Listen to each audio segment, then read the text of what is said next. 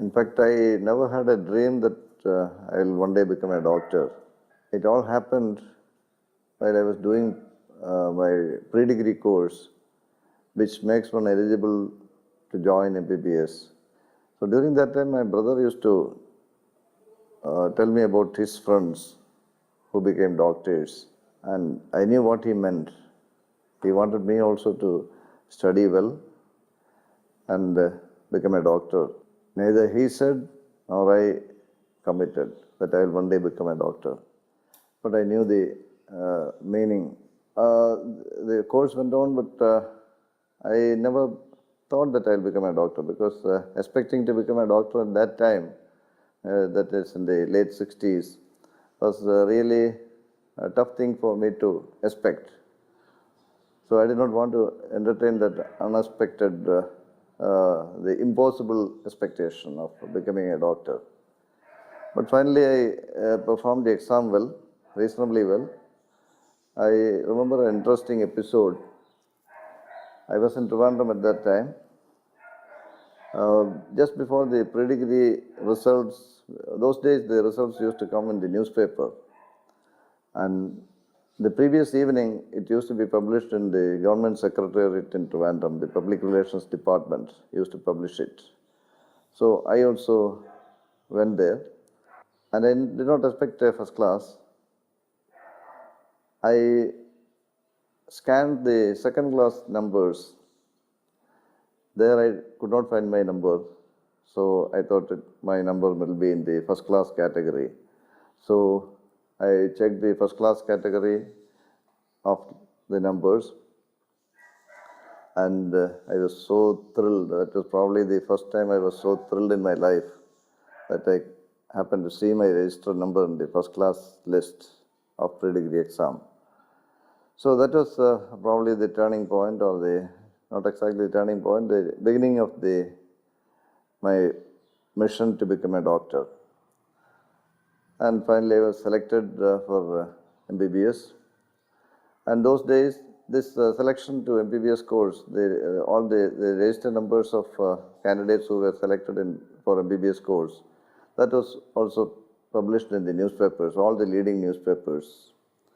So it was a big news in my village that I got selection for MBBS, because it's not a very common thing for people to get into MBBS course at that time. And with a lot of expectations, I went to medical college, and I was allotted the admission in the Kottayam Medical College. So with a lot of expectations, I went to Kottayam, because I knew the Trivandrum Medical College campus. So I was expecting a lot of multi-story buildings, a big campus, all sorts of facilities, everything I was expecting.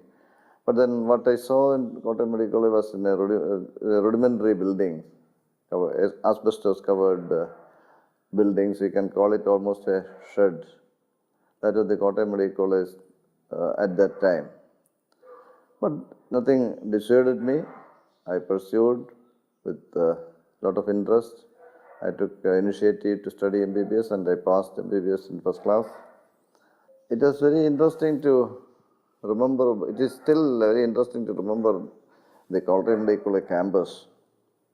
Very rural outlook, with fully tapioca covered plantains all around, and in the midst we can see the hostel and as well as the medical college building.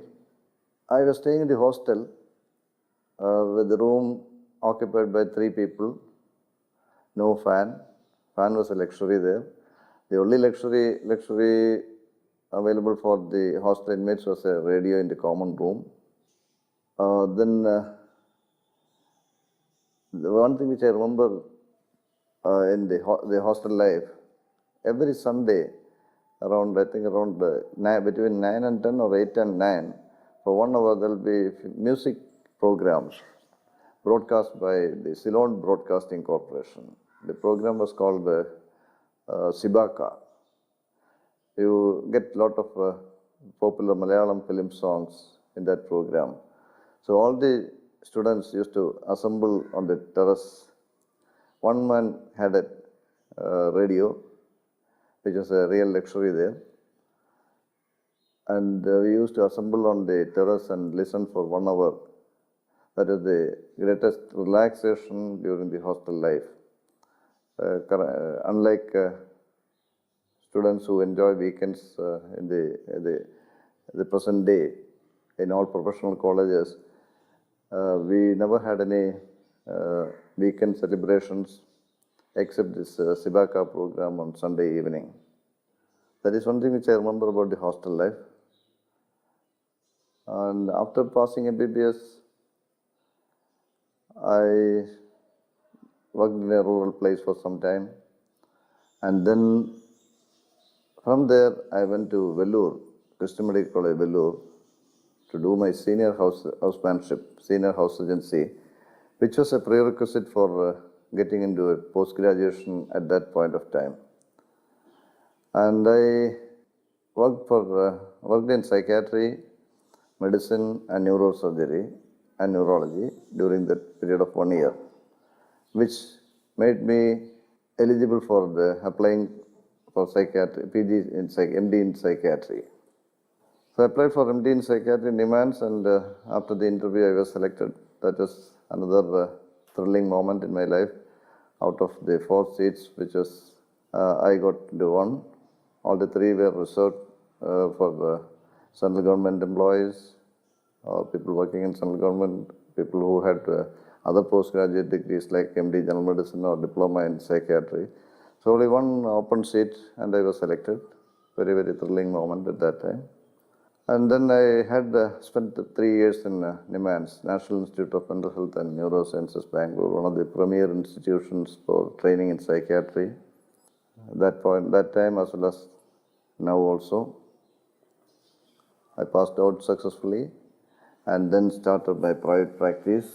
Private practice I started in Ernakulam from 1978 onwards. Initially in a private institution for 3 years, and then I started my own hospital in 1984. That's the Nair's Hospital on the bypass, Cochin bypass. So from then on, I'm working in Nair's Hospital. People say, and I also believe that I'm a workaholic. I love psychiatry, but I consider this as a very rewarding field. Not exactly in the monetary terms. Monetary terms, there are other departments which are much more fetching than psychiatry. But emotionally, it gives a lot of satisfaction. See, when a person who is totally mentally deranged is brought back to normalcy, that is something which is so rewarding to the psychiatrist. I don't think there is anything more than such a thing which is so rewarding. Bringing back the broken mind into a composite mind, the greatest thing which you can do. Those days, I mean the 70s, early 70s, not late 70s, when a person selects psychiatry for his PG course, it's not a well accepted one, either by the family members or by the friends. But in my case, my brother, who was instrumental in making me a doctor, and my mother, who supported, both of them never said no. They said, if that is your choice, you should continue, you should do well. And what they wanted was a good doctor in me. And my mother had instilled the lessons of social service or the service to society right from my childhood days, my school days. And that still continues, and that had helped me a lot in helping the needy people, whether it's a psychiatry or otherwise. And the story in Nimans at that time, though the institute is called National Institute of Mental Health and Neurosciences, the teaching staff was very limited. It was a self-study, almost a self-study. One thing which I remember with satisfaction in my Nimans life is about a patient called Sahadevan. He was from Tellicherry, somewhere in Tellicherry. He had almost been in Nimans for about 8-10 years, spending his time as a chronic schizophrenic. And when I met him, he was in the Ayurvedic research ward. I, with my friend, we started showing some interest in Sahadevan's case. And the professor gave me permission to try available methods of treatment. So me and my friend, we tried what is called the pentothal abreaction. That's injecting slow injection of thiopentone sodium over a period of about 45 minutes to 1 hour. And with the hope that Sadhavan will come out with some suppressed materials in his mind. To our surprise, he started talking. He was a person who is a chronic schizophrenic who was almost confined to the bed and not communicating with anybody. Not even a word he could hear from Sadhavan. And such a person started talking during the injection. And it was a real surprise. And after the end of the injection, the next day when we met him, it was a different Sahadevan. Sahadevan started talking very fluently to me and my friend, who is abroad now. So this improvement was noticed by a lot of people. We informed the professor, and all of them were very happy. But of course, it was a short-lived improvement. We could not sustain that improvement in Sahadevan despite giving repeated reaction. So that is a very interesting. That was an innovative treatment rather. It's not a recommended treatment for schizophrenia, but we still tried, and we found some improvement.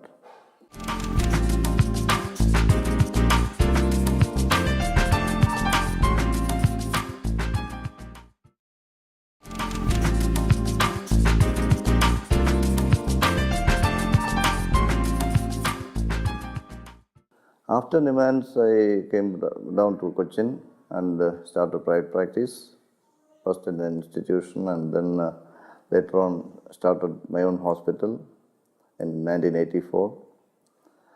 During that time, as I said, I was a workaholic, and I was spending almost from 8 in the morning till about 10:30, 11 at night in the hospital, seeing patients, dealing with seeing their relatives, talking to them, dealing with all administrative activities, everything on my own. It was also a one-man show, but it fetched, and I was progressing well, and I'm still progressing. Meanwhile, in 1994, I think 1994 August-September period, I was selected as the president of Indian Psychiatric Society, Kerala State Branch. And in October or November, there was an article in Indian Express about the pitiable condition in an institution in Cochin, which was providing shelter for wandering beggars. It was primarily meant for beggars. The article was written by the famous journalist Leela Menon, and it appeared in Indian Express.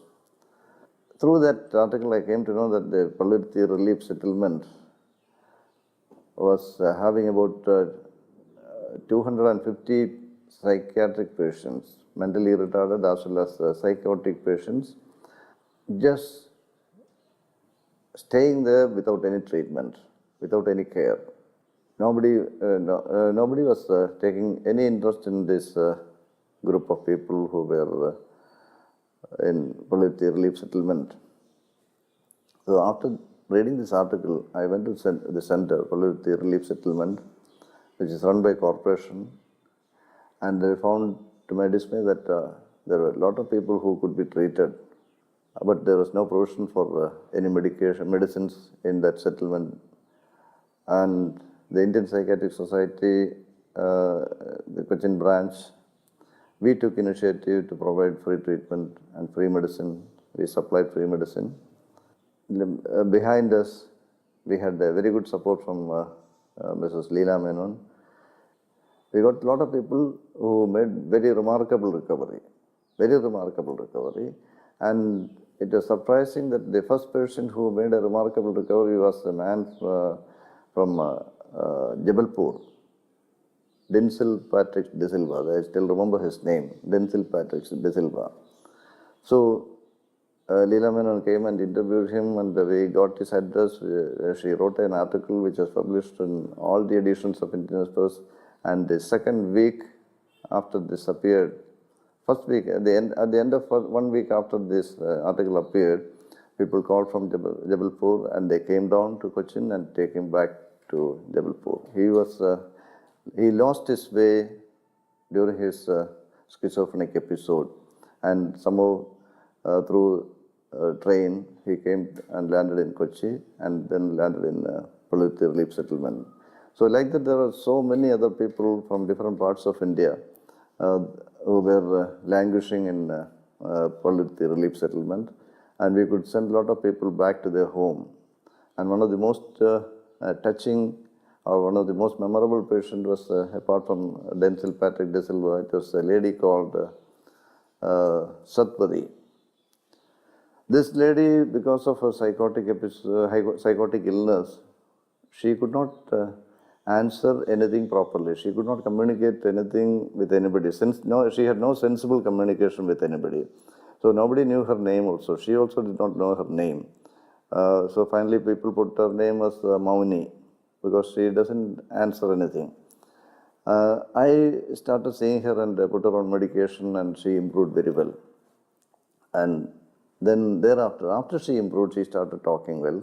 She started communicating very properly, behaving very properly, and she gave her address, the location of her village. Her village was named Maunagar village in Uttar Pradesh.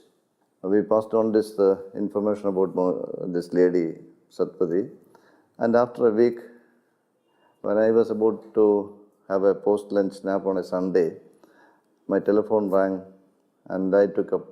It was Satpati's relative brother who happened to see this, who happened to get the information that Satpati is in Kochi. So they were thrilled and they collected some money from people. They are poor people, collected some money from the local people and came down after a week. And we had a very good reunion. Satpati and her brother and other people came here also, came to my house also, before saying bye to Kochi. So that is a very memorable patient, Satpati. Every time I used to go to meet Satpati, she used to ask me when she is going to be taken back to her home. I said, I will do it. And one day she said, Dr. Saab, chhoot bolta hai, that the doctor is lying. Anyway, finally, it was a pleasure that we could send Satpati back to her parents in UP, in a remote village of Maunagar. So finally, we could send Satpati back to her village, Maunagar, which is a remote village in the state of UP, the district of Rampur, and the village is Maunagar. I still consider that psychiatry is a very rewarding field, especially the emotional aspect. There are two ways.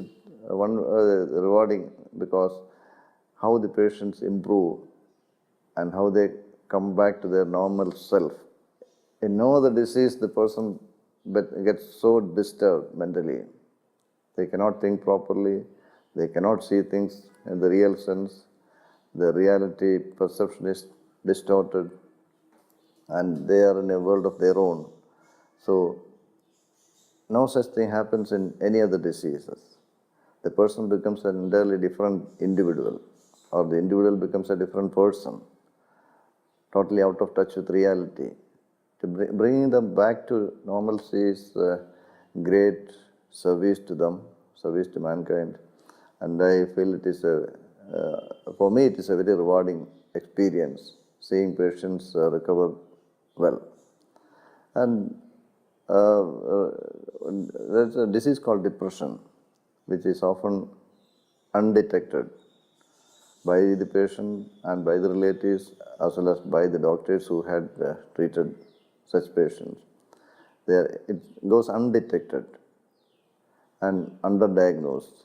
The person becomes so desperate that they harbor ideas of worthlessness. They think of a plan of suicide and finally end up in attempts at suicide, which may be partially attempted suicide or completed suicide. So in such patients who come after attempted suicide, when they recover, the depression melts like ice, and it's a pleasure to see them smiling and thanking you, thanking the doctor for bringing them back to normal mood. It's a real heart-rending moment in the life of any psychiatrist, not only me, any psychiatrist. People often ask me, how can you prevent mental disease? There are certain ways of preventing mental agonies or mental illnesses. The most important, the fundamental thing for a child, the need of a child is a congenial home atmosphere. Initially, during the early life of a child, the parents as well as other people do not pay much attention to how the family atmosphere is. The husband and wife, mostly at loggerheads, they fight over issues or non-issues and make the home atmosphere polluted. I call it polluted home atmosphere. And in this home atmosphere, the child grows up, picks up unwanted things, or the stressful things, and it makes the brain to function in a very distorted way, which may not be exhibited at that time. Later on, when he starts facing the real life and the real stressful situations in life, his brain may not be able to cope up with the stress, and maybe it may turn out to be a psychosis or a depression or a manic disorder. So a congenial home atmosphere is the most important thing which is required, and by providing a congenial home atmosphere, one can prevent many of the psychiatric problems arising in later life. In this situation, it's worth remembering that the factors which disturb the congenial home atmosphere, the predominant factor is increased uncontrolled anger, uncontrolled jealousy, poor communication within the family, between the family members, then various stress, financial, emotional stresses in the family, high expectations of the parents.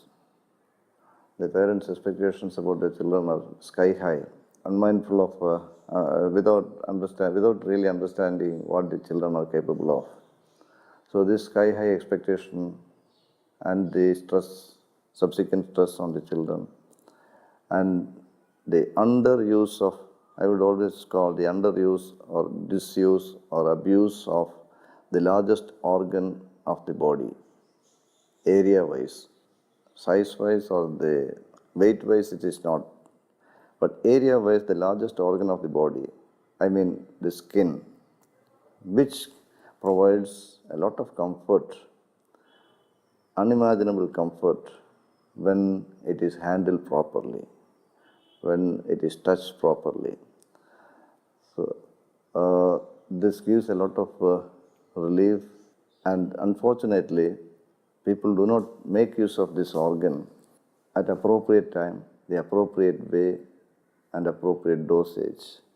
If people can use this to their maximum advantage, a lot of stresses can be relieved and people can lead a reasonably comfortable life.